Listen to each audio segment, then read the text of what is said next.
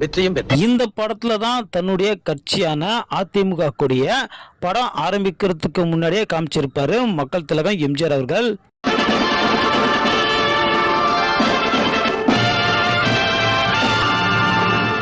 இந்த படத்துல அரசியல் சம்பந்தப்பட்ட விஷயங்கள் எதுவுமே இருக்காது. ஆனா அந்த நேரத்துல கலைஞரோட திமுக ஆட்சியில உலகம் சுற்றும் வாலிபன் படத்தை ரிலீஸ் பண்ணக்கூடாது அப்படின்னு சொல்லி பலவிதமான எதிர்ப்புகளை தெரிவிச்சாங்க.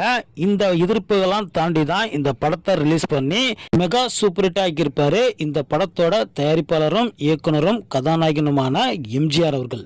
இந்த உலகத்தில் உள்ள தனி ஜீவன் எனக்கு அதை விட பெருசு.